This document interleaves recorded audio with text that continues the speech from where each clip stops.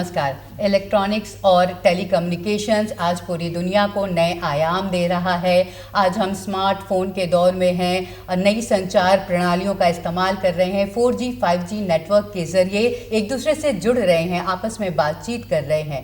शिक्षा और भविष्य की नौकरियों के लिए इलेक्ट्रॉनिक्स और टेलीकम्युनिकेशंस बेहद अहम है। नई दूरसंचार और संचार प्रणालियों की भूमिका बेहद अहम है और किस तरह से इस पर देश में काम किया जा रहा है, क्या योजनाएं हैं, किस तरह से हम शिक्षा और उद्योग की ज़रूरतों को पूरा कर रहे हैं, इस सब पर बातचीत करेंगे। आज हमारे साथ स्टूडियो में अनुभवी इंजीनियर्स मौजूद हैं। हमारे साथ मौजूद हैं the institutions of electronics and telecommunication के इंजीनियर्स और उनके साथ बातचीत करेंगे और समझने की कोशिश करेंगे कि किस तरह से जो आधुनिक संचार प्रणाली है वो देश के विकास में अपना योगदान दे रहा है। तो हमारे साथ स्टूडियो में मौजूद हैं IETE के अध्यक्ष professor doctor V Gunasekhar Reddy. आप राष्ट्रीय शिक्षा नीति को लेकर बहुत काम कर रहे हैं और किस तरह से IETE काम कर रहा है पूरे देश में जो संचार से जुड़ी ज़रूरतों को पूरा करने के लिए, इस पर बातचीत करेंगे। हमारे साथ डॉक्टर AK सैनी मौजूद हैं जो आप आगामी अध्यक्ष होंगे IETE के, और आपसे बात करेंगे कि किस तरह से जो नेशनल स्किल क्वालिफिकेशन फ्रेमवर्क है वो किस तरह से काम कर रहा है, उस पर क्या कुछ किया जा रहा है। साथ ही हमारे साथ स्टूडियो में मौजूद हैं डॉक्टर जगदीश बाकल। आप पूर्व अध्यक्ष हैं IETE के और मुंबई विश्वविद्यालय से भी जुड़े हुए हैं, तो आपका एक लंबा अनुभव रहा है संस्थान के साथ। हमारे साथ अजय मलिक जी मौजूद हैं। आप IETE देहरादून सेंटर के चेयरमैन हैं। तो उत्तराखंड में किस तरह से काम कर रहे हैं हम, ये जो संचार प्रणाली है, जो आधुनिक तकनीक है, उनको लोगों तक पहुंचाने के लिए दूरस्थ क्षेत्रों में, तो उस पर आपसे बातचीत करेंगे। हमारे साथ air marshal PK Srivastava ji मौजूद हैं।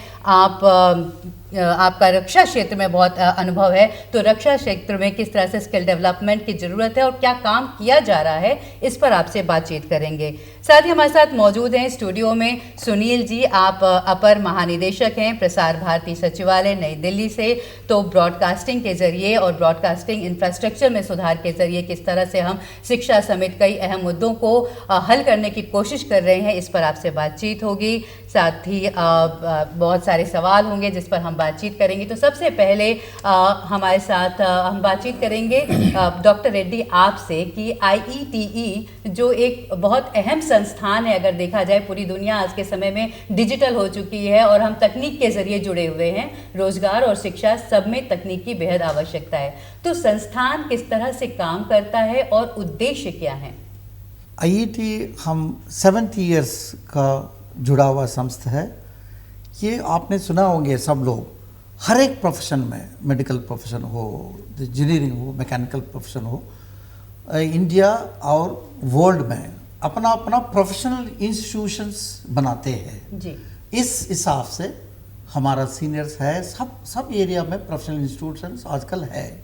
तो IETE serves engineering professions of electronics, telecommunication engineers, then IT professionals throughout the country and abroad. देखिए हमारा 65 सेंटर्स लगे हुए हैं इंडिया में, अब्रॉड में 10 सेंटर्स ये है, इंक्लूडिंग हमारा नेपाल है, हमारा पास ऑस्ट्रेलिया में है। ऐसा हमारा सेंटर्स का मुख्य उद्देश्य क्या है, एक तो है मेंबर्स, अपना मेंबर्स बन चुके हैं, इंजीनियर्स बनते मेंबर्स हैं, उसमें हमारा young generation students, engineering students होते हैं, वो भी हमारा मेंबर्स बन जाती है। हमारा मुख्य उद्देश्य क्या है, मेंबर्स को आप अभी बताया, we are going digital India, lot of revolution is happening in mobile sector, 5G, going for 6G से अवेयरनेस जुड़ाना। जब आप पढ़ने के बाद हम लोग कैसा हमारा मेंबर्स को अवेयरनेस क्रिएशन में हमारा इंस्टीट्यूशन बहुत अच्छा काम करती है। इसके अलावा दो हम लोग भी national what to call madam importance areas होती है। हमारा आदरणीय प्राइम मिनिस्टर मोदी जी का मेक इन इंडिया, आत्मनिर्भर भारत प्रोग्राम्स में, पर्टिकुलरली दिस ईयर ऑफ आज़ाद अमृत महोत्सव के ईयर में IETE ने भी 2 ऑब्जेक्टिव्स ले चुके हैं। एक है ये बहुत इंपॉर्टेंट चीज़ है। आजकल क्या चल रहा है कि नेशनल एजुकेशन पॉलिसी 2020, ये पॉलिसी ऐसा है, हमने 2000 साल के पहले हमारा नालंदा, तक्षशिला जैसा यूनिवर्सिटीज़ होते रहते, गुरुकुल जैसा, लोग स्टूडेंट जो कुछ चाहिए वो पढ़ा सकते। ऐसा नहीं हो सकता कि मेरा बेटा को बोल दिया तुमने व्हाट टू कॉल साइंस पढ़ना है, इलेक्ट्रॉनिक्स पढ़ना है, ऐसा नहीं। वो स्टूडेंट्स खुद ज्वाइन होने के बाद वो अपना अपना जो कुछ चाहिए वो सीखना है। National education policy 2020 is a very good policy madam. Our central government MHRD is very interested, and here we are pushing up, and IET plays a vital role in workshops everywhere. We are sensitizing. It's a slow process, but our central government of India is very firm on this. Then another objective, हम क्या करते हैं, industry में कौन है, हमारे engineers है, all spread over across the country, abroad. So engineers on the industry will try to focus on, we have spread about 600 what you call professional engineering colleges हमारा मेंबर्स बन चुके हैं, अभी बनने वाला भी है आगे। के स्टूडेंट्स को ध्यान में रखते हुए कि किस तरह इनको ध्यान में रखते इनका कॉलेजेस में इनका स्किल बढ़ाने का what you call skill development program, हाँ जी, हाँ। तो they have what you call innovation centres, incubation centres में जैसा प्रोडक्ट बनेगी मार्केटेबल, जैसा बनने से इनका मार्केटिंग कैपेबिलिटी हो, प्लेसमेंट्स बहुत बढ़ जाती है। IET focuses in this areas madam, that is our thrust area. जी बिल्कुल। और हमारे साथ डॉक्टर AK सैनी हैं। सर, आप अब अगली काउंसिल के अध्यक्ष होंगे, तो जिस तरह से अभी तक IET ज़रूरत को पूरा करता रहा है, जो हम कहें, और देश के विकास में बहुत योगदान है, तो आप किस तरह की प्लानिंग कर रहे हैं? क्या आपकी भविष्य को लेकर क्या योजनाएं होंगी? जी, अभी जैसे डॉक्टर रेड्डी ने बताया आपको कि IET और NEP के बारे में कि तो हम कोशिश करें कि जो हमारा NEP जो 21st सेंचुरी का एक एजुकेशन पॉलिसी है, इसके अंदर जो प्रोविजंस दिए गए हैं उनको हम कैसे यूज़ कर सकते हैं। जो इसका महत्व है NEP 2020 का, वो ये है कि हम शिक्षा और उद्योग के बीच में जो गैप्स हैं, जो कमियां हैं, ताकि शिक्षण संस्थान जो बच्चे प्रोड्यूस कर रहे हैं, क्या वो एम्प्लॉयबल हैं इंडस्ट्री में? इंडस्ट्री कहता है हमारे को बच्चे नहीं मिल रहे, दोनों जगह गैप है। तो हम इस गैप को कैसे फिल कर सकते हैं? और NEP के अंदर प्रोविज़न है, हमारा स्किल डेवलपमेंट पे बहुत फोकस है। हम कोशिश कर रहे हैं और हम इस तरफ बढ़ेंगे कि हम जितने भी हमारे प्रोग्राम हम बनाएं जो कि बच्चों को और ज़्यादा स्किल्ड बना सकें, सो दैट उनको एम्प्लॉयमेंट के अंदर बहुत ज़्यादा फ़ायदा हो, उनको इमीडिएटली एम्प्लॉयमेंट मिले। इस तरह हम प्रोग्राम बनाएंगे ताकि उनका और ज़्यादा एम्प्लॉयबिलिटी बढ़े और जो हमारे सभी देश के डेवलपमेंट में जो ज़रूरत भी है इस समय देश की, बिल्कुल। और जगदीश जी, चूँकि आप पूर्व अध्यक्ष रहे हैं संस्था के, तो आपका क्या अनुभव रहा है? आपके सामने किस तरह की चुनौतियाँ आई हैं? ये जो बात अभी सैनी सर ने कहा कि जो गैप है एजुकेशन सेंटर्स में और इंडस्ट्री में, उसको फुलफिल करने में, तो किस तरह की चुनौतियाँ आपने झेली और क्या आपके सुझाव होंगे IET को? देखिए, एक संस्था जो है नॉन गवर्नमेंट ऑर्गेनाइजेशन है जी, 1953 में फॉर्म हुई, जो वो ज़माने के टेलीकॉम इंजीनियर थे। देश की चुनौती वो ज़माने में टोटल अलग थी। जो गरीब घर के लोग, हमारा एक मोटो है रीचिंग टू अनरीच, जहाँ पहुँच नहीं सकते, जो रेगुलर एजुकेशन नहीं ले सकते, जो टेक्निकली एक 10वीं 12वीं पढ़े हैं लेकिन खुद का एजुकेशन पूरा नहीं कर पाते, उनके लिए प्रोफेशनल जो 2 साल का एक्सपीरियंस है उनको, फिर उनको एक डिग्री दी जाती थी जिसको ग्रेड IET बोलते हैं, और जो 10वीं पढ़े उनके लिए डिप्लोमा डीप IET जी। ये वहाँ पढ़ रहे हैं, जॉब कर रहे हैं, घर का देखभाल भी कर रहे हैं, और इन लोगों को मेन स्ट्रीम में लाके हमारे लोग डायरेक्टर जनरल तक पहुंच चुके हैं जी। तो ये मेन जो उद्देश्य हमारे पूर्वजों ने जो किया है कि हम इंजीनियर बने, हम कुछ कमा रहे हैं, लेकिन हमारा दायित्व है कि सोसाइटी को कुछ वापस दे। तो मेरे ख्याल से काफ़ी हद तक हमने वो पूरा भी किया है जी। और लोग भी जुड़े हैं। और यही हिसाब से अभी जो चैलेंज ये थे कि बहुत सारे एक प्राइवेट इंस्टीट्यूशन आए हैं, काफ़ी महंगे फीस भी है। थोड़ा गवर्नमेंट ने भी हमारा एक किया था कि भाई थोड़ा रोक लगा दी, दुरुस्त हमारा एजुकेशन था जी। और वापस आया NEP 2020, जो ये बोलता है कि भाई this is going to be blended mode, दोनों मिलके चलेगा। आपका एक क्लासरूम भी रहेगा, प्रैक्टिकल भी रहेगा, लेकिन आप ऑनलाइन भी कोर्सेज कुछ कर सकते हो। ताकि तो हम यहाँ दूरस्थ क्षेत्रों पे यस, को भी- तो ये जो चैलेंजेस थे नाउ अब ये अपॉर्चुनिटीज होगा। जी जो 2 साल पहले हमने जो फेस किया है कोविड का टाइम, जी बिल्कुल। अगर हमारी इंस्टीट्यूट हमारे पूर्वजों ने काम नहीं किया होता इस संदर्भ में कि आप घर में बैठे हो देश के शिक्षा लिए, मुश्किल- तो जी। पूरा वर्ल्ड का 2-2 साल बच्चों का बिल्कुल। गया होता। हम्म। एजुकेशन में आप ऑनलाइन रहने से एग्जाम दे पाए बच्चे जी। और अपना एजुकेशन आगे चलते तो रहे। उस समय हमको बहुत अहमियत या, समझ वो में दो- आई जो हाँ। आईटी है Yes. कि या जो तकनीक है ये कि किस तरह से काम काम करती हैं, और कोविड के समय में भी हम अपने अपने घरों में होकर भी जुड़े रहे कहीं ना कहीं। हमारे साथ अजय मलिक जी हैं। अजय जी, जो बात सर कह रहे हैं कि कैसे दूरस्थ क्षेत्रों की बात करें, आप चूंकि देहरादून सेंटर के चेयरमैन हैं, और उत्तराखंड की अगर हम बात करें तो यहाँ पर जो हमारे सीमांत ज़िले हैं, ऐसे इलाके जहाँ से आवाजाही या ट्रांसपोर्ट को लेकर के वो इतना सुगम नहीं है जैसे शहरी क्षेत्रों में। तो मुझे लगता है कि यहाँ उत्तराखंड जैसे राज्यों में या जो सीमांत जनपद हैं वहाँ पर जो ये तकनीक है, आधुनिक संचार तकनीक, उनकी ज़रूरत और भी ज़्यादा अहम हो जाती है। जी बिल्कुल, मैं पूरी तरह सहमत हूँ सर की बात से। जो आजकल का समय चल रहा है, नेटवर्किंग का समय है, जी। इंटरनेट का समय है, आप बटन से आपको पूरा ज्ञान हो जाता है। तो उस समय में हमें अपडेट करना है अपने बच्चों को, जो इवन जो टीचर्स हैं जो शिक्षा दे रहे हैं उनको भी अपडेट करना है। नॉट ओनली उनको अपडेट करना है, हमें पूरी चीज़ को नेटवर्क करना है। मतलब एजुकेशन सिस्टम को, इंडस्ट्री को और यूज़र्स को, फाइनली जो आप चीज़ें बनाएंगे, वो जो इस्तेमाल करेंगे, उनको भी एक नेटवर्क में लाके सबको इकट्ठा करना है। तो उसमें आईटी का रोल जो है वो काफ़ी इम्पोर्टेंट हो जाता है इन द सेंस, क्योंकि आईटी एक ऐसी ऑर्गेनाइजेशन है जो कि कोलैबोरेट करती है कई चीज़ों के साथ। उदाहरण के रूप में जो हमारा देहरादून सेंटर है वो डीआरडीओ, जो हमारा deal defence electronics application laboratory है, उसके कैंपस में 1980 से है। तो उसका एडवांटेज हर एक को मिल रहा है। मतलब आईटी जो भी काम करती है, उसके जो स्टूडेंट्स हैं, जैसे हमने काफ़ी यूनिवर्सिटीज़ में जाके स्टूडेंट्स के साथ इंटरेक्ट किया, उनके स्टूडेंट्स फोरम बनवाए, उनको डील की फैसिलिटीज़, डील में विजिट्स कराया, उनकी इंटर्नशिप की व्यवस्था की। तो ये नेटवर्किंग करके, और ख़ास तौर से पहाड़ी क्षेत्र में जिसके बच्चे काफ़ी मेहनती हैं, पहाड़ी लोग काफ़ी मेहनती होते हैं, उनको ये लेटेस्ट टेक्नोलॉजी का ज्ञान देना, उनके लिए सेमिनार अरेंज करना, इस तरह की व्यवस्था करना, और स्कूलों में या इंटर कॉलेज या डिग्री कॉलेज में जाके उनको ये बहुत कोशिश ज़रूरी करना हो जाता है, कि उन्हें जागरूक एक्सपोजर हो करना भी। उनको, जी। और उनको इंटरेस्ट जागे ताकि फ्यूचर में उनकी जॉब सिक्योर हो सके।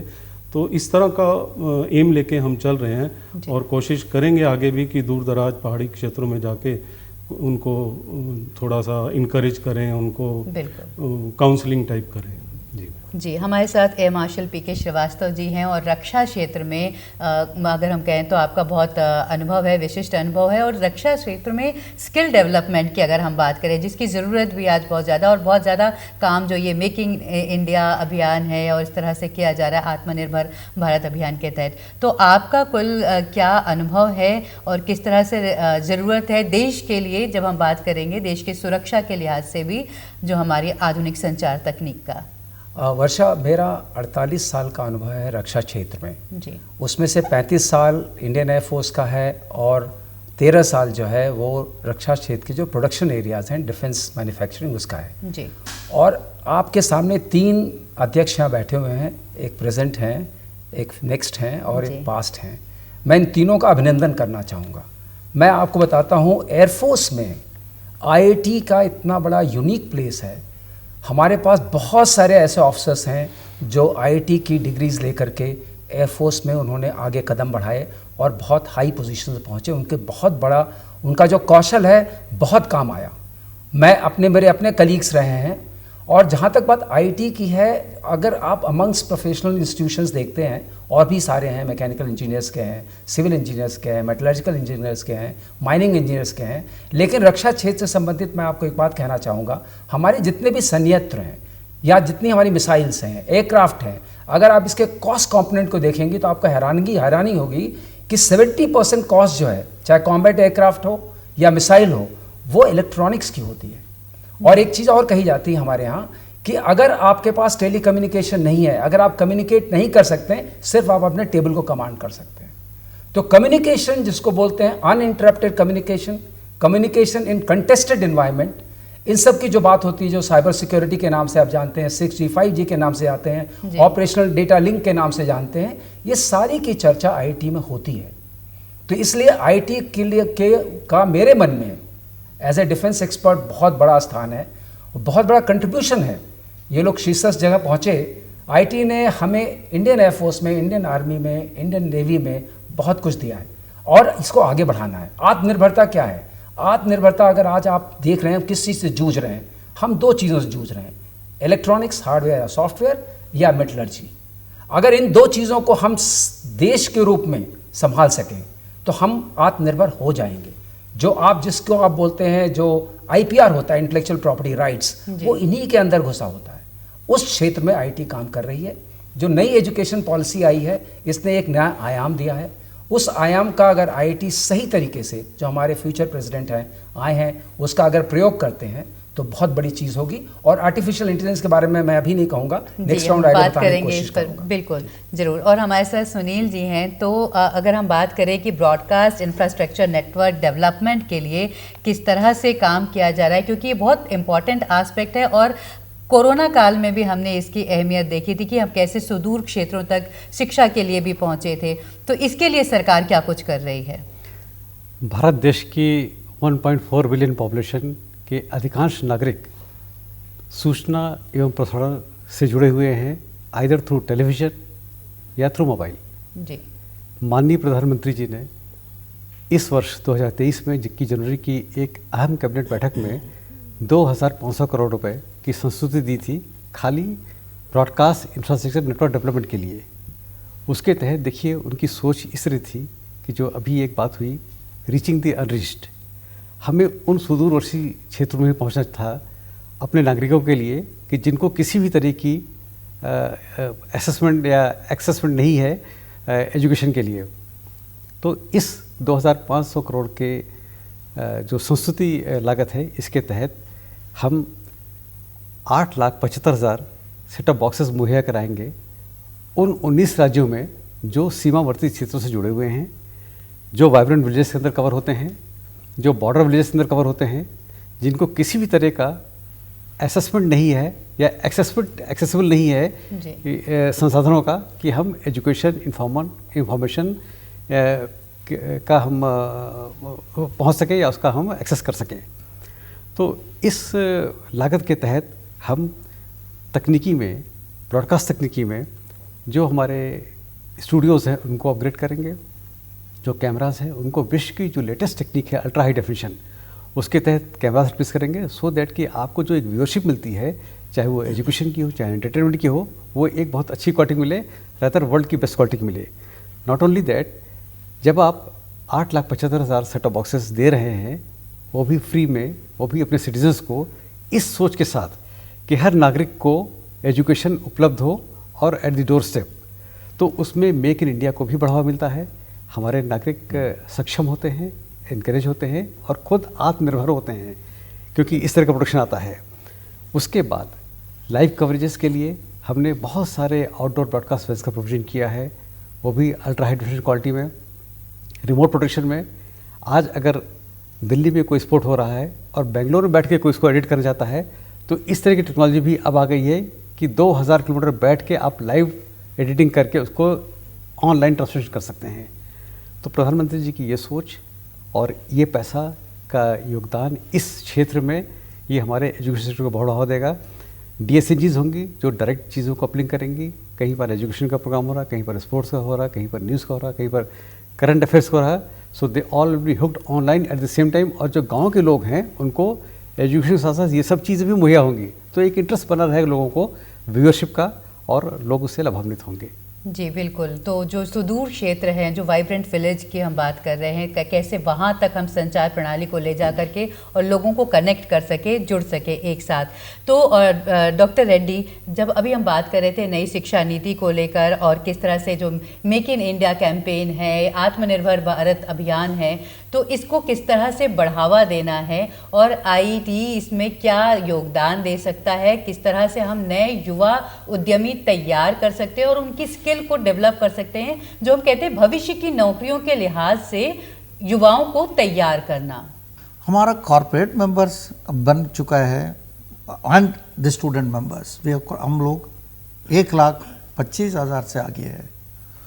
तो ये पूरा नेटवर्किंग से क्या हमारा टारगेट्स होती है, एस हम लोग कह रहे थे हाउ हम लोग कैसे we can reach the unreached people. जी जैसे हमने देखिए पहले इंजीनियरिंग कॉलेजेस इतना ज़्यादा नहीं है कंट्री में। आईआईटी हमारे पास आईआईटी का बीटेक कोर्सेस करते थे AMIT, जैसे अदर प्रोफेशनल इंस्टीट्यूट्स करते हैं इंस्टीट्यूट ऑफ इंजीनियर्स। ये देखिए इतना सुलभ हो देते थे लोगों को। किसने मान लीजिए डिप्लोमा से अपना अपना जॉब करते रहेंगे वो लोग, राइट 10-15 साल के पहले आईआईटी इतना सर्व करते थे लोगों को। वो आर इंजीनियर्स, वो अपना खुद प्रोफेशनल क्वालिफिकेशन बढ़ा नहीं सकते थे। इसमें हमने बहुत काफ़ी सर्विस किया नेशनल लेवल इंटरनेशनल लेवल पर। देखिए अभी आईआईटी का एल्यूमनी ऐसा स्प्रेड किया है। हमारा आईआईटी जो कुछ कोर्सेज किए हैं, ग्रेजुएशन किए हैं, इसके बाद पोस्ट ग्रेजुएशन किए हैं, इसके बाद PhDs भी किए हैं जी, तो हर क्षेत्र के विशेषज्ञों को शामिल किया है और ताकि जो नई शिक्षा नीति है उसमें उसे किस तरह से सभी क्षेत्रों के हिसाब से एक इंक्लूसिव बनाया जा सके किए हैं जी। And we are very proud, हमारा एल्यूमनी स्प्रेड कर चुके हैं throughout India and abroad जी। एक उदाहरण हमने कहते थे इन लोगों को हमने हमारा आईआईटी एल्यूमनी एसोसिएशन में शामिल होके डेटा लेके हमने कभी कभी लेक्चर्स के बुलाते हैं, they will motivate our students. One of the alumni madam, he is a head of what you call Microsoft, this iCore, earlier it is 12. He is in charge of the R&D division and he is, we are proud, हम कहते हैं कि IIT alumni जी। और मुझे लगता है जो R&D की बात हम कर रहे हैं और डॉक्टर सैनी, तो रिसर्च और डेवलपमेंट बहुत ज़रूरी हिस्सा है जिससे कि जो भविष्य की टेक्नोलॉजी, जैसे अभी AI की भी हम बात कर रहे थे, तो भविष्य की जो तकनीक है उस हिसाब से कैसे जो अपने मौजूदा करिकुलम है उसको अपग्रेड कर सके, आगे ले जा सके। एक तो इसके बारे में, और ये भी मैं आपसे जानना चाहूँगी कि जो स्किल क्वालिफिकेशन फ्रेमवर्क है उसको तैयार करने के लिए किस तरह से काम कर रहे हैं। जी बहुत अच्छा प्रश्न है आपका। जहाँ तक रिसर्च डेवलपमेंट पर आता है, आईआईटी एक्चुअली इस टाइप सभी क्षेत्रों के लोगों को सर्व करना चाहता है जी। चाहे आप देखिए कि जो बच्चे अभी कुछ काम कर रहे हैं लेकिन क्वालिफिकेशन नहीं है, उनके पास डिग्री नहीं है, हम चाहते हैं कि उनको जो कौशल है उसको हम सर्टिफाई करें। This one way we can help them, ताकि उनके पास कोई अपॉर्चुनिटी नहीं थी और अफोर्डेबल वे में कर सके। दूसरा, हम कोशिश करते हैं कि हमारे हायर एजुकेशन बच्चे हैं जो रिसर्च में जाना चाहते हैं, उनको हम कैसे सर्व करें। उसके लिए हमने पब्लिकेशंस शुरू किए हैं। हमारे बहुत ही हाई लेवल के, वर्ल्ड लेवल के पब्लिकेशंस निकलते हैं जिसके अंदर कि बच्चे को बहुत ज्ञान उसमें जाते हैं और इसके एडिटर्स भी हमारे बहुत हाई लेवल के जो ना प्रोफेशनल्स हैं। सो हम ये इसके माध्यम के थ्रू भी हम अपने सभी तरह के जो कॉलेज में पढ़ रहे हैं, वो जो नहीं पढ़ रहे हैं उनके लिए भी, और जो हायर R&D इंस्टीट्यूशन में उन सबको करने के लिए हमने पब्लिकेशन कर चुका। हमारे 3 जर्नल्स निकलते हैं जो कि UDC की लिस्ट पे भी है और वेब ऑफ साइंस स्कोपस में भी इंडेक्स्ड हैं, जो कि हाईएस्ट लेवल है दिस वन। दूसरा, आपने पूछा नेशनल स्किल क्वालिफिकेशन फ्रेमवर्क के बारे में। गवर्नमेंट ऑफ इंडिया ने क्योंकि स्किल का बहुत डिमांड बढ़ रहा था, उसका एक फ्रेमवर्क चाहिए था सो दैट इज आपको स्टैंडर्डाइज कर सकें। उसके अंदर उन्होंने क्या किया, दे डिफाइन डिफरेंट लेवल्स और कॉम्पिटेंसी के बेस पर उन्होंने लेवल्स को डिफाइन किया है। जैसे जो आप देखिए, जो बच्चा 10+2 के बाद आता है उसको थोड़ा सा व्हेन यू सी कॉम्पिटेंसी किस लेवल पर पहुंच गई, वी से सर्टिफिकेट इज अवॉर्डेड, देन ये है diploma. So we keep on talking about मतलब जैसे लेवल की बात करते हैं, 4 level, 5 level, 6 level up to 10, मतलब उनके पास अपॉर्चुनिटीज़ हैं कि जैसे जैसे वो कॉम्पिटेंसी गेन करेंगे उनको सर्टिफिकेट मिलेगा, डिप्लोमा मिलेगा, उनको पोस्ट ग्रेजुएट डिप्लोमा मिलेगा, BVOC bachelor vocational studies, master vocational studies, वो PhD तक भी जा सकते हैं। तो इसके थ्रू हमने कि 70% स्किल एजुकेशन होगी और 30% क्लासरूम एजुकेशन होगी। इन दोनों को कॉम्बिनेशन बना करके फ्रेमवर्क तैयार किया गया जिसके अंदर उनको हम डिग्रीज और सर्टिफिकेट्स अवार्ड करते हैं। और इसके लिए बहुत सारी इंस्टीट्यूशंस हैं, जैसे जितनी सेक्टर स्किल काउंसिल्स बनी हैं उनसे हमारा कांस्टेंट मतलब इंटरेक्शन चलता रहता है, लिंकेजेस चलते हैं। वो कुछ हर जॉब को देखते हुए क्वालिफिकेशन फ्रेमवर्क बनाते हैं, उसको हम डिलीवर करते हैं, सर्टिफाई करते हैं। तो ये पूरा फ्रेमवर्क के अंदर IIT इज़ ऑल्सो इन्वॉल्व, मतलब हम लोग भी इन्वॉल्व हैं उसके अंदर। हम लोग भी कोशिश करते हैं कि उसको बच्चों को डिलीवर कर रहे हैं और उनको सर्टिफाई करने के लिए भी हम दोनों रोल करते हैं। तो हमारी कोशिश रहेगी कि हम जो हमारा एक सपना है कि भारत विश्व गुरु बने, क्योंकि इंडिया के मतलब भारत की बात करें तो हमारे पास 50% पॉपुलेशन हमारा ऐसा है कि जो कि 25 साल के नीचे वाला है। हमें उसको ट्रेन करना है ताकि हमारी स्किलिंग हो, और स्किलिंग होगी तो आई थिंक सबके लिए एम्प्लॉयमेंट भी हो। बिल्कुल, और जो नए उद्यम हैं, जो भविष्य के उद्यम हैं, उनके लिहाज से युवाओं को तैयार किया जा सके। और डॉक्टर बाकल, जो हम बात करें कि नए उद्यम के लिहाज से युवाओं को तैयार किया जा सके, और जो एजुकेशन है, जो मौजूदा करिकुलम है, तो वहाँ आप किस तरह को अपग्रेड करने की ज़रूरत महसूस करते हैं जिससे कि हम जो इंडस्ट्री की डिमांड है उसको पूरा कर सकें, और जो साथ ही हम ये भी ध्यान रखें कि हम किसकी बात करें कि भारत की अधिकांश आबादी अब भी ग्रामीण क्षेत्रों में रहती है, तो उनकी जो एक्सेस है उस सिस्टम तक, डिजिटल तकनीक तक, वो कितनी है, तो वो गैप को फुलफिल करने के लिए किस तरह की ज़रूरत महसूस करते हैं? और शायद जैसा कि मैंने पहले आपको बोला कि हमारा मोटो ये है कि भाई रीचिंग टू अनरीच। जी बिल्कुल।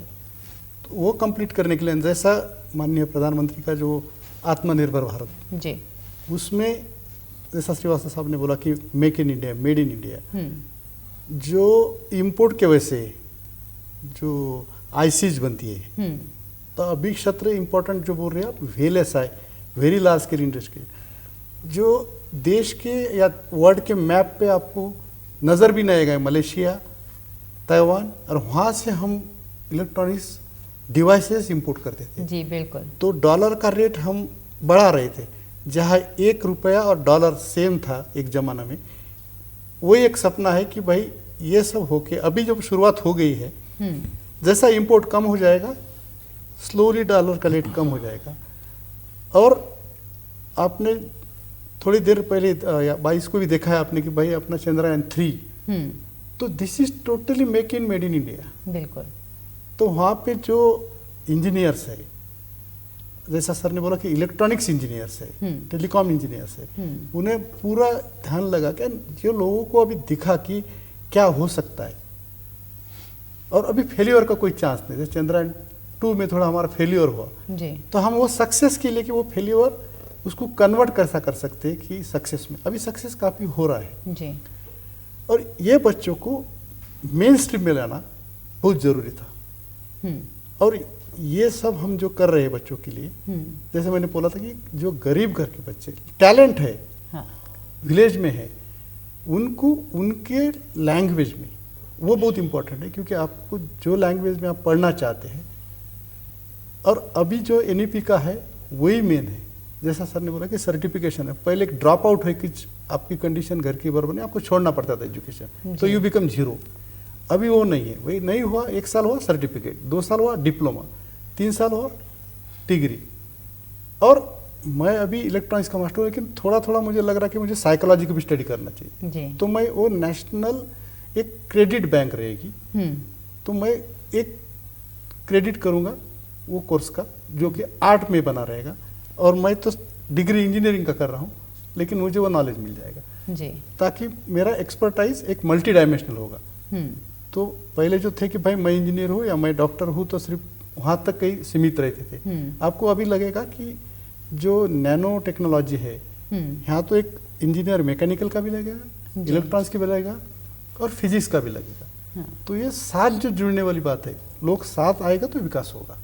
तो विकास पे केंद्रित ही है IIT, उस पर केंद्रित करना चाहते हैं जी। और मेन जहाँ तक हम, जैसे आपने बोला कि देहात में ज़्यादा अपनी लोक संख्या है, तो वहाँ पे जो बच्चे को अपॉर्चुनिटी नहीं है, हमारे सेंटर छोटे छोटे तालुका प्लेस में है, जिला प्लेस में है, और ज़्यादा से ज़्यादा बच्चों को शिक्षा दी जाती है। और अजय जी, आपके पास मैं आऊँ तो जो आप, अगर हम कहें कि रिस्पांस किस तरफ से आ रहा है जब आप जाते हैं दूरस्थ क्षेत्रों में, वाइब्रेंट विलेज की हम बात कर रहे हैं, ऐसे इलाकों में, तो वहाँ से जो रिस्पांस आप लोगों को मिलता है वो किस तरह से मिलता है, और उसको कैसे आप लोगों का की जो ज़रूरत है उसके लिहाज से उसको कैसे शामिल करने की कोशिश करते हैं? नई एजुकेशन पॉलिसी में ये जोर दिया गया है कौशल based education, skill based education, और जैसे उसमें तर्क को ज़्यादा प्राथमिकता दी गई है कि लॉजिक डेवलप करना है बच्चों का और स्टूडेंट्स का, और लॉजिकली उनको चलना है। और इवन क्लास 6 ऑनवर्ड्स उनकी जो इंटर्नशिप टाइप का कॉन्सेप्ट इंडिया में लाया जाएगा, ताकि वो इंडस्ट्री से इंटरेक्ट करें, इंडस्ट्री के साथ काम करते हुए पढ़ें। तो ये जो चीज़ें हैं ये हम लाने की कोशिश कर रहे हैं अलॉन्ग विद बच्चों को और स्टूडेंट्स को, और जो वीकर तबके के लोग हैं जो जॉब कर रहे हैं लेकिन वो बीटेक नहीं कर पाए, फर्दर स्टडीज़ नहीं कर पाए, डिप्लोमा करके या कम करके टेक्निकल जॉब कर रहे हैं। तो once they are we are able to convince them, तो वो आगे पढ़ते हैं और ज्वाइन करते हैं क्लासेस, चाहे वो यूनिवर्सिटी के थ्रू। इसके अलावा हम यूनिवर्सिटी से इंटरेक्ट करके we ask them to give opportunities to these people, they can take direct entry as a diploma for BTech। इस तरह का भी हम कोशिश करते हैं और यही हमारा एम है। श्रीवास्तव सर, अब आपके पास आते हैं। अभी हम आर्टिफिशियल इंटेलिजेंस की बात कर रहे हैं, क्योंकि अब हम उस दौर में आ गए हैं कि जहां आर्टिफिशियल इंटेलिजेंस का इस्तेमाल छोटी छोटी चीज़ों में हो रहा है और हमें पता भी नहीं हो रहा है कि हम कब उसका इस्तेमाल कर रहे हैं या हो रहे हैं। तो अगर उसके लिहाज से देखें, उस तकनीक के लिहाज से हम, चाहे हमारी एजुकेशन पॉलिसी है और हमारा स्किल डेवलपमेंट फ्रेमवर्क है, हम उसको देखें, और ये भी कि हम क्या रोज़गार दे पा रहे हैं, वो जो रोज़गार, वो नौकरियों के लिए एक युवा को उद्यमी के तौर पर तैयार कर पा रहे हैं, इन सब को आप किस तरह से देख रहे हैं? देखिए वर्षा, मैं तीनों अध्यक्ष ने एक बात पर बहुत ज़्यादा जोर दिया, कौशल जी। तो मैं आपको ज़रा युद्ध से जोड़ के बताता हूँ। युद्ध कौशल जो है वो दो चीज़ों का कंपोनेंट है। एक तो रण कौशल है कि आप अपने सामान सामग्री को, युद्ध की सामग्री को कैसे इस्तेमाल करते हैं, लेकिन उसके सबसे बड़ा होता है तकनीकी कौशल, जो आपने यूक्रेन में भी देखा है जी। जो यूक्रेन रशिया वॉर हो रही है उसमें भी आप देख रहे हैं कि जो तकनीकी है, जो टेक्नोलॉजी है, चाहे वो ड्रोन्स के अंदर है, चाहे एयरक्राफ्ट के अंदर, चाहे मिसाइल्स के अंदर है, जिसको हम बोलते हैं रेवोल्यूशन इन मिलिट्री अफेयर्स, ये किसके थ्रू आई है? ये आपकी आई है इलेक्ट्रॉनिक्स, और जो हम डिजिटलाइजेशन बोलते हैं, कम्युनिकेशन बोलते हैं, और आर्टिफिशियल इंटेलिजेंस, एआई के बड़े कंपोनेंट्स हैं, मशीन लर्निंग है और भी बहुत सारे कंपोनेंट्स हैं, इन सबको मिलाकर के बनती है। तो होता क्या है कि हमने अपने वेपन्स को ऑटोनोमस कर दिया है। मतलब अब वेपन एक बार आपको कोऑर्डिनेट्स मिल गए या कोऑर्डिनेट्स को आप कंटिन्यूसली सीख कर सकते हैं, तो आप जाके वहीं पर अटैक कर सकते हैं, उसको डेसिमेट कर सकते हैं। अब अगर आप ये सब करना चाहते हैं जिससे कि आपको कोलैटरल डैमेज नहीं हो और सिर्फ वही चीज़ जाए जिसको आप मारना चाहते हैं, मिलिट्री टर्म्स में इसको रेवोल्यूशन ऑफ मिलिट्री अफेयर्स भी बोलते हैं, लेकिन अब इसको जोड़ते हैं आईटी के साथ। आईटी चूंकि इलेक्ट्रॉनिक्स एंड टेलीकम्युनिकेशन को मर्ज करता है और वो अनरीच को रीच करना चाहता है। अगर हम इसको नेशनल एफर्ट बनाना चाहते हैं कि पूरा राष्ट्र आगे बढ़े, जब सारे बच्चे जो दूरगामी क्षेत्रों में हैं उनको भी ये मौका मिलेगा कि हम इस कौशल को सीखें, तो आप देखिए एक अलग तरीके की रेवोल्यूशनरी तकनीकी के ऊपर चीज़ बनेगी। तब आपके पास जो हार्नेसिंग ऑफ टेक्नोलॉजी इसको हम बोलते हैं, हार्वेस्टिंग ऑफ द टेक्नोलॉजी, वो आपके पास आएगी। वो किससे आएगी, कहाँ से आएगी, हमें नहीं पता, लेकिन आपको करना क्या होगा, इसको फैलाना पड़ेगा पूरे देश में। ये जागरूकता आईटी लाने के लिए सक्षम है और तैयार भी है।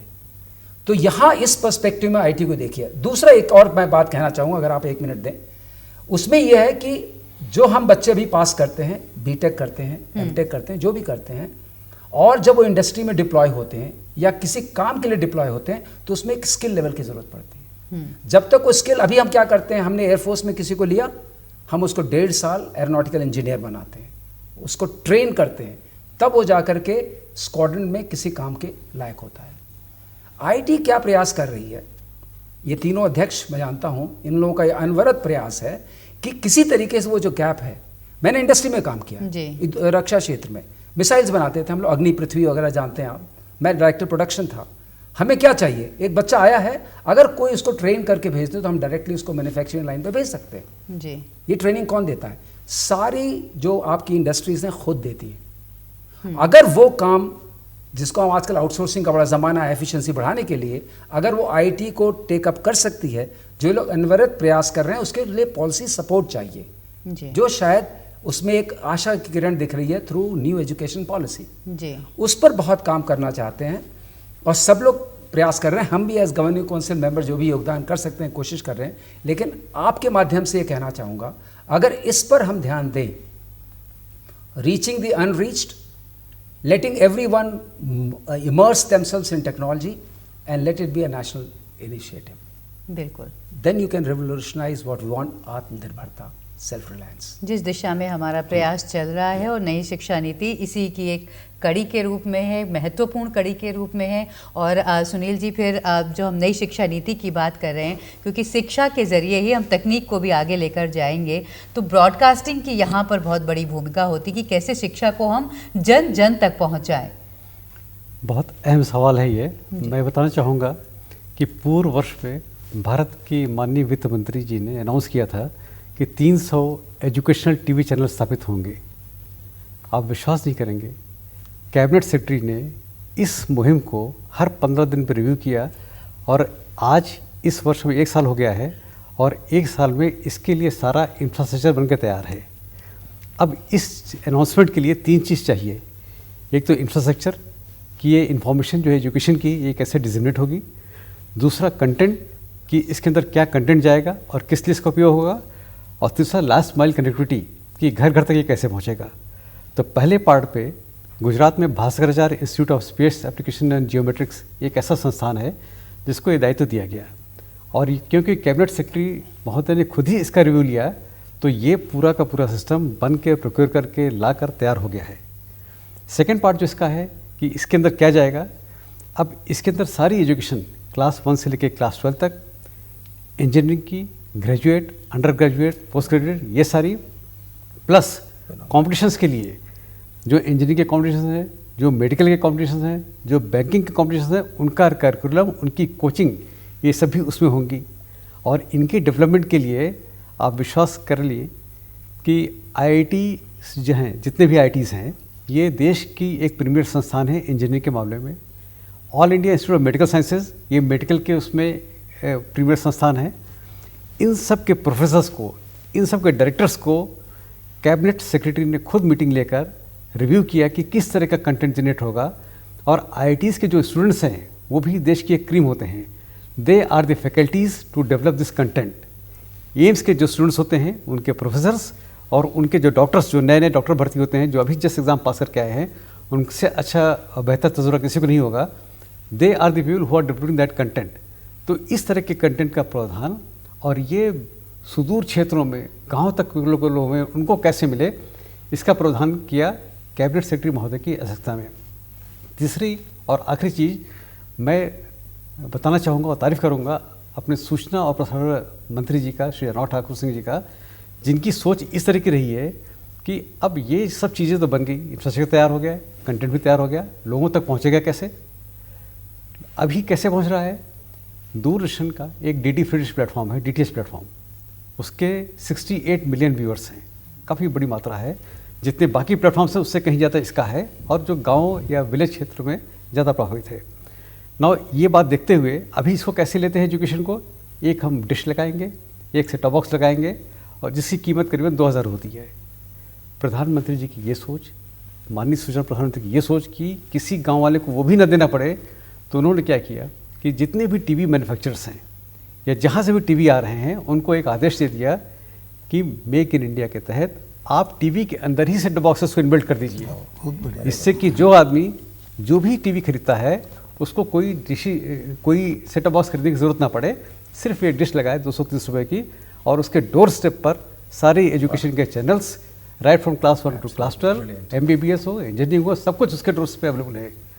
इस तरह की सोच इस सरकार की है। इस तरह की सोच, इतनी दूरदर्शी सोच जो है हमारे मंत्री जी की है कि एजुकेशन को घर घर तक पहुंचाना बिना किसी कॉस्ट के, और गरीब से गरीब लोगों को, रिच वाले भी जिनके पास अफोर्ड कर सकते हैं उनके पास बहुत सारे माध्यम हैं, बट जिनको नहीं अफोर्ड कर सकते हैं उनको भी उसी क्वालिटी की, उसी लेवल की क्वालिटी एजुकेशन मिले कि सो दैट कि इस देश का उत्थान हो, इस देश के नागरिक डेवलप करें। इस तरह की सोच इस गवर्नमेंट की है। तो एजुकेशन के क्षेत्र में गवर्नमेंट ने काफ़ी पैसा भी दिया है। गवर्नमेंट अदरवाइज सोच रही कि कैसे कैसे पहुँचाया जाए। ये हमारा एक छोटा सा समराइजेशन है।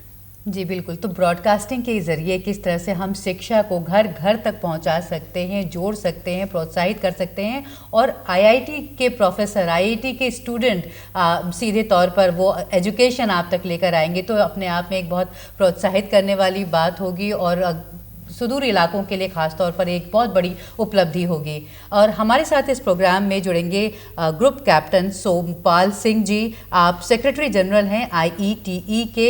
आपसे बातचीत करेंगे कि किस तरह से जो आईईटीई के देश भर में सेंटर्स हैं, वहाँ पर पूरे देश की जो ज़रूरत है उसके लिहाज से स्किल डेवलपमेंट के लिए किस तरह से काम किया जाता है।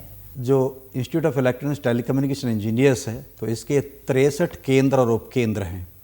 साथ ही साथ हमारे जो सदस्य हैं, हमारे संस्थान के जो सदस्य हैं, वो शिक्षा, उद्योग और अनुसंधान तीनों से जुड़े हुए हैं। इस तरीके से अगर देखा जाए तो हम एक आईईटी एक ऐसा संस्थान है कि जहाँ पर हर क्षेत्र से जुड़े हुए लोग हैं। तो हमें जो जैसे कौशल विकास से संबंधित जो प्रोग्राम या कोर्स डेवलप करने होते हैं, तो हमारे पास में एक एकेडमिक कमेटी है। वो कमेटी उसके लिए कोर्स निर्धारित करती है एंड उसको इम्प्लीमेंट करने के लिए हमारे पास में 63 विभिन्न केंद्र और उपकेंद्र हैं। तो मेरा काम यह है कि उसका समन्वय करना।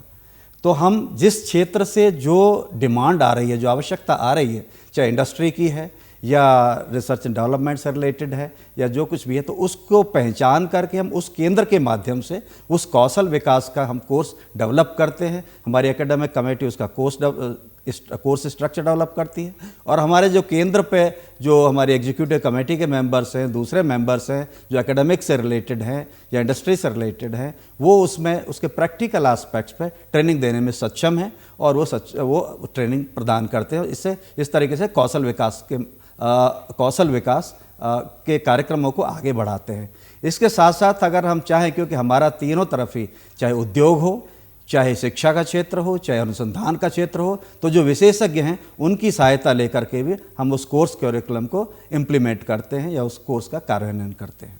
इस तरीके से हम पूरे देश में ही जहाँ जैसी आवश्यकता आ रही है उस तरीके के कोर्स कंडक्ट करने में सक्षम है और इस तरीके से हम कौशल विकास में देश की उन्नति के लिए योगदान दे रहे हैं। तो इस लिहाज से जब आप काम कर रहे होते हैं और उस क्षेत्र के युवाओं को ट्रेनिंग देने के लिए या प्रशिक्षण देने के लिए काम कर रहे होते हैं, तो किस तरह की चुनौतियाँ, किस तरह की मुश्किलें आती हैं आप लोगों के सामने? देखिए, आज के समय में देखा जाए तो जो विशेष क्षेत्र हैं, ड्रोन टेक्नोलॉजी का है, अंतरिक्ष के तकनीकी का है, कम्युनिकेशन का है, साइबर सिक्योरिटी का है। तो अब इसमें क्या है कि हमें पहले ये चीज़ पब्लिसाइज करके लोगों को अप्रोच करना, हमें जो मार्केट डिमांड है उसको देखना है, उसको स्टूडेंट्स को आइडेंटिफाई करना है, फिर उनको अप्रोच करना है, फिर उसके बाद में फिर ये अपने कोर्सेज़ को ऑर्गेनाइज करना है। तो इसमें सबसे पहले कि हम इतना विस्तार पूर्वक लोगों तक जा सकें कि जिससे हम ये बता सकें कि हाँ भाई ये कोर्सेज हैं, इनको हम करने वाले हैं, या इसके लिए हमारे पास में साधन उपलब्ध हैं, इसके लिए हमारे पास में इंस्ट्रक्टर, उनको कोर्स को कंडक्ट करने वाले लोग उपलब्ध हैं, और इस तरीके की डिमांड मार्केट में आ रही है। तो इस चीज़ को हम उनको कन्विंस करके जब हम छात्रों को लेके आएंगे, या ये हम छात्रों को कन्विंस करेंगे कि आज के समय में बीटेक ही सफिशिएंट सक्षम डिग्री नहीं है जो आपको जॉब दिला सके, बल्कि बीटेक प्लस होना। तो हमारा जो काम है वो बीटेक के साथ बीटेक प्लस बनाना।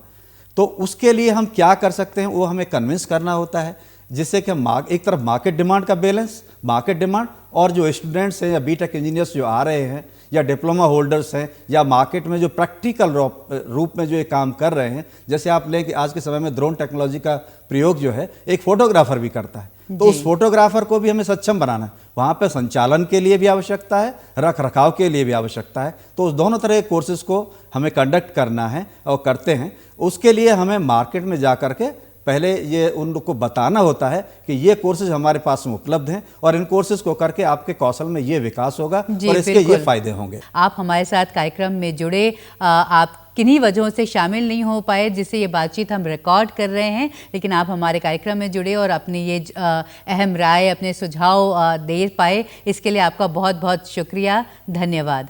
आगे हम बात करेंगे प्रोफेसर रेड्डी से। तो सर, जो चुनौतियां आपके सामने आती हैं, चाहे वो पॉलिसी के लेवल पे हो, चाहे वो कनेक्टिविटी के लेवल पे हो, किस तरह से आप उन चुनौतियों को देखते हैं और क्या लगता है कि आपको क्या कुछ और करने की ज़रूरत है ताकि क्योंकि जो डिजिटल डिवाइड है वो भी अभी ख़त्म करना बहुत ज़रूरी है। जो ये हम ब्रॉडकास्टिंग की बात कर रहे हैं कि कैसे घर घर तक पहुँचे और वो अवेयरनेस हो, तो वो चुनौतियों को पार पाने के लिए किस तरह के प्रयास आप लोग करेंगे? दूरदर्शन प्रोग्राम में हमारा माननीय प्रधानमंत्री जी का मन की बात प्रोग्राम देख लीजिए, 100 एपिसोड ऑफ मन की बात, जब इंडिया में जैसा लोग देख रहे थे उस समय, हॉस्पिटल में, एजुकेशन इंस्टीट्यूशन में, आश्रम में, फिर यूनाइटेड नेशंस। देखिए देन जब मैंने पुरानी एपिसोड्स देख रहा था, he was covering programs right from खेती बाड़ी से लेके स्पेस टेक्नोलॉजी तक।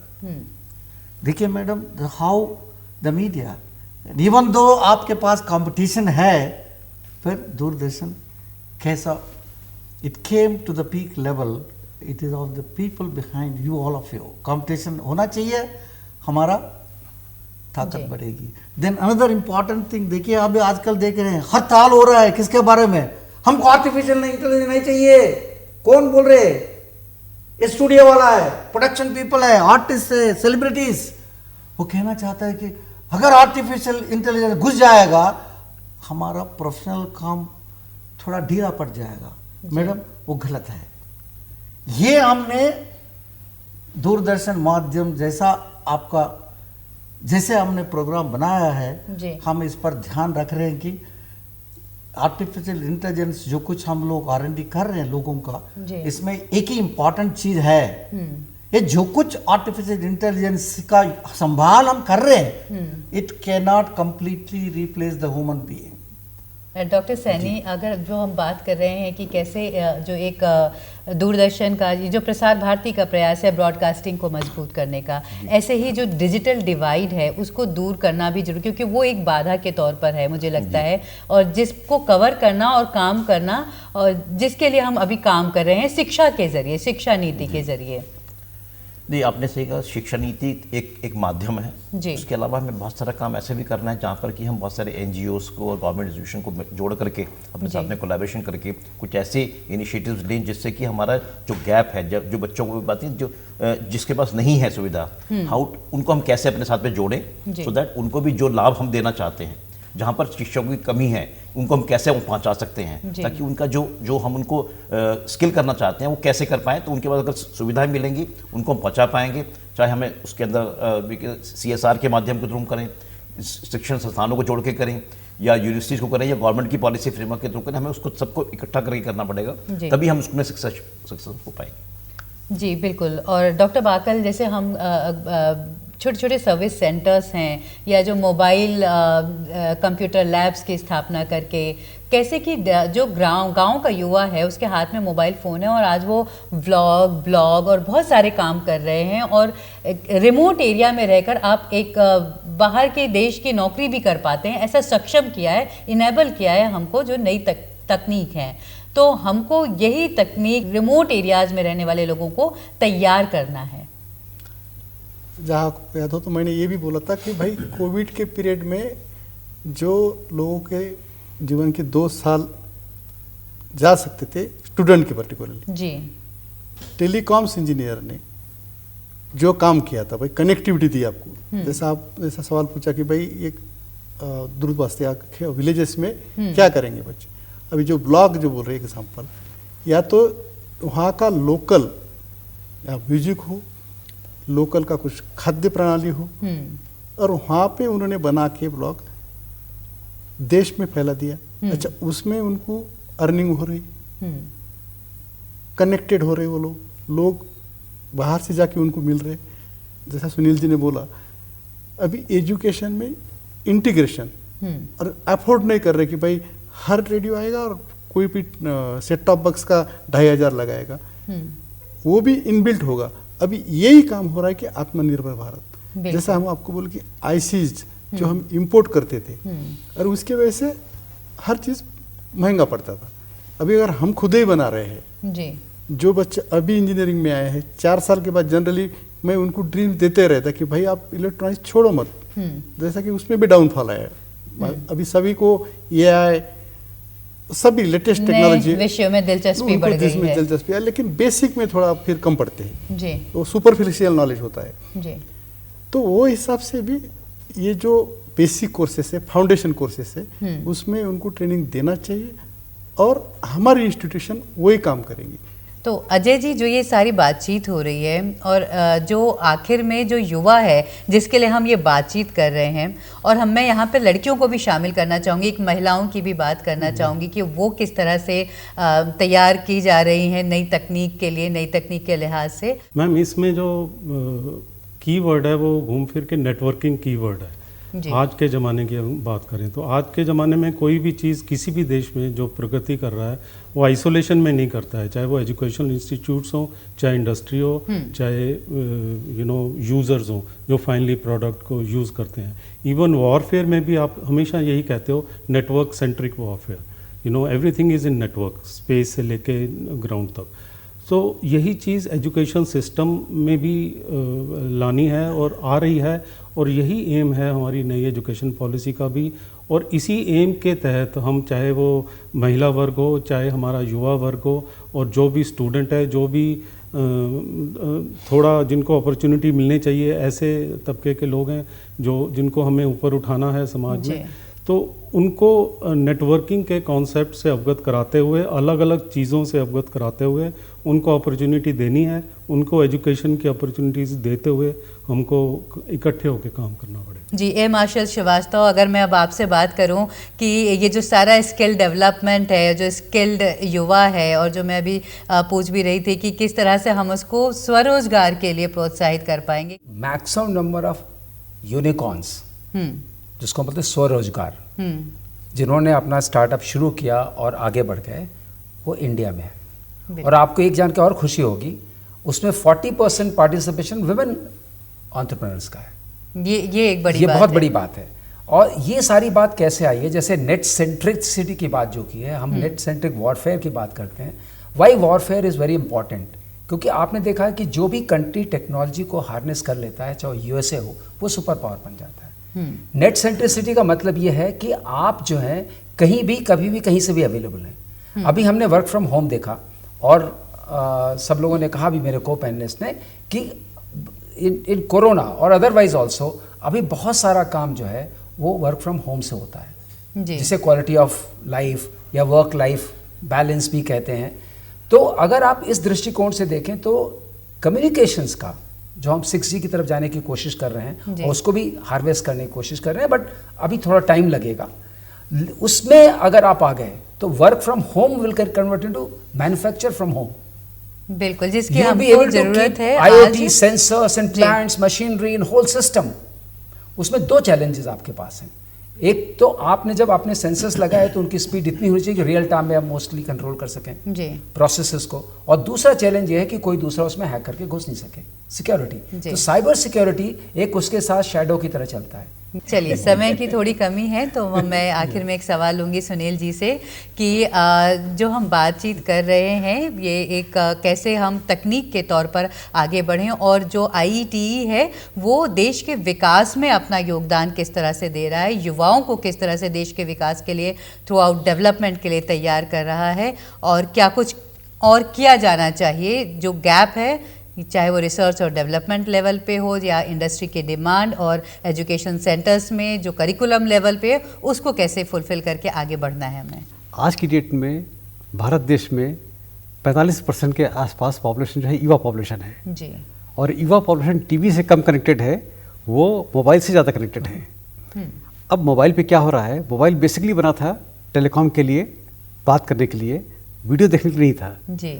पर धीरे धीरे जिस तरह से यूट्यूब और जिस तरह से चैनल्स और जिस तरह से फेसबुक, ये सब चीज़ें, सोशल मीडिया वगैरह आ गया है, उस तरह से मोबाइल के ऊपर वीडियो की लोडिंग इतनी ज़्यादा हो गई है कि आपकी कॉल ड्रॉप्स होने लगी, और आपका जो वॉइस का कम्युनिकेशन है वो धीरे धीरे कहीं न कहीं पर वो कॉम्प्रोमाइज़ होने लगा। जी। IIT कानपुर को सरकार ने प्लेटफॉर्म पे लिया, प्रसार भारती को प्लेटफॉर्म पे लिया, और एक ऐसी तकनीक का इनोवेशन हो रहा है, इनके साथ हम बिल्कुल लास्ट स्टेज में हैं इस समय। मैं आपको बताना चाहूँगा कि टेलको नेटवर्क्स से मोबाइल आप देखते हैं और आरएफ नेटवर्क से आपको टीवी दिखता है। जिसमें सपोज़ के लिए देहरादून में लोग जो देख रहे हैं एक फुटबॉल मैच हो गया, तो बहुत सारे लोग जो है फुटबॉल मैच देखना शुरू कर देंगे और अपने मोबाइल देखना शुरू कर देंगे। उससे क्या होगा, सडनली जो है जो टेलको नेटवर्क को इतना चौक हो जाएगा कि आपकी कॉल ड्रॉप शुरू हो जाएंगी या आपकी कॉल की क्वालिटी ख़राब हो जाएगी या जो भी आप देख रहे हैं मोबाइल में, बिकॉज आपके पास बैंडविड्थ नहीं है। आर्टिफिशियल इंटेलिजेंस यहाँ पर आती है जो IIT कानपुर प्रसारती के साथ कर रही है जी। कि जैसे ही पता चलेगा कि वीडियो लोडिंग बढ़ गई है मोबाइल के ऊपर, तुरंत वो सारा का सारा ट्रैफिक शिफ्ट हो जाएगा RF ब्रॉडकास्टिंग के ऊपर और आपका वॉइस की क्वालिटी आपके जो आप फ़ोन पे देख रहे हैं, स्मार्टफोन्स पे देख रहे हैं, वो ऐसी ही मेंटेन रहेगी क्योंकि मैक्सिमम ट्रैफिक आपका उस पीरियड में शिफ्ट हो गया है टुवर्ड्स RF नेटवर्क और सारे जितने ट्रांसमीटर्स या टावर्स ऑपरेट कर रहे हैं उनके थ्रू सारा वीडियो आपका ट्रांसमिट होने लगेगा। तो ये भी एक बड़ा अहम डेवलपमेंट है क्योंकि सरकार की सोच तकनीकी के तौर पर और डिजिटलाइजेशन का ज़माना है और इसलिए ये शायद वर्ल्ड में पहली बार ऐसा हो रहा है जो IIT कानपुर प्रसारती कर रहे हैं। ये सक्सेसफुल हो गया है, इसका ट्रायल्स चल रहे हैं, इस समय प्रूफ ऑफ कॉन्सेप्ट चल रहा है। ये आने के बाद आप देखिए कि जो कॉल की क्वालिटी वो बेहतर हो जाएगी उसी बैंडविड्थ में और जो थोड़ा सा कम यूज्ड स्पेस है स्पेक्ट्रम का उसका यूटिलाइजेशन ज़्यादा बढ़ जाएगा। ये भी एक देश का बड़ा स्केर्स रिसोर्स है जिसको हम इस तरह से यूज़ करना चाहते हैं तकनीकी के माध्यम से, आर्टिफिशियल इंटेलिजेंस के माध्यम से, नई सोच के माध्यम से और एजुकेशन को घरों घर तक पहुंचा सकेंगे। जी बिल्कुल। तो अभी हमने देखा कि किस तरह से देश के योगदान में IIT की अहम भूमिका है। आप सभी स्टूडियो में आए और अपना समय दिया, इसके लिए आप सभी का बहुत बहुत धन्यवाद। कार्यक्रम में इतना ही, नमस्कार।